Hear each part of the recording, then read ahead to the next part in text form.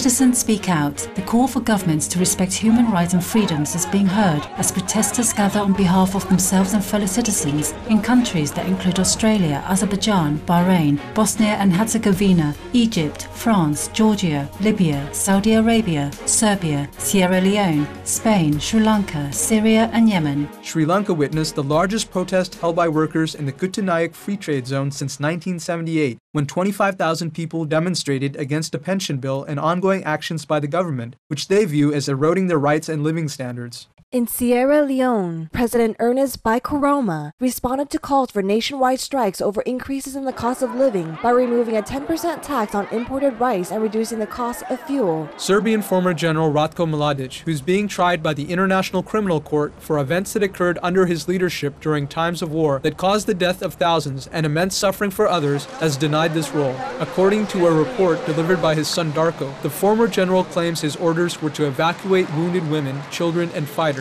and that he was not responsible for what occurred behind his back. Around 3,000 Georgians protested on Saturday, May 28th against the violence used by police, who cleared a square of protesters just after midnight on Thursday morning. U.S. State Department spokesperson Mark Toner expressed support for the people engaging peacefully in their right to assemble and express their opinions, and called for the government to investigate the allegations of police violence. Saying that they're inspired by the revolutions in Egypt and Tunisia, Spanish demonstrators continue to camp out in the main squares of Madrid and other cities to protest the country's high unemployment as well as austerity measures and corruption. Also in France, more than 1,000 people gathered on Sunday in the cities of Paris, Toulouse and Bayonne for protests modelled on those occurring in Spain. The activists in France spoke out for a more true democracy as well as reforms to improve the sharing of the world's resources. Calls continue to grow for Saudi Arabia to abolish a ban on female drivers after Ms. Manal al-Sharif was arrested and is still being detained for driving with her international driver's license and posting a video online. The Guardian reports that several other Saudi women have now posted videos of their own driving experience on her Facebook page, with the page having more than 20,000 fans. Meanwhile, WikiLeaks revealed that U.S. President Barack Obama's administration has been quietly encouraging Saudi officials to drop the ban for several years. Sheikh Ali Salman, leader of Bahrain's minority Al-Wafaq party, urged the government to end its violent crackdown on civilians, calling for reform, saying that stability will only come from political change. Azerbaijan has released journalist and editor Anula Fatanayev, a move welcomed by European Foreign Policy Chief Catherine Ashton, who encouraged the government to continue efforts to respect democracy and human rights. On Saturday, a cruise ship chartered by prominent Libyan businessman Mr. Mohammed Raid carried hundreds of families along with medical supplies and food from Benghazi to return to their homes in Misurata. Meanwhile, Italy's Lampedusa island received over 600 migrants from Libya in a renewed wave of refugees, risking trips by boat across the Mediterranean Sea to flee the conflict.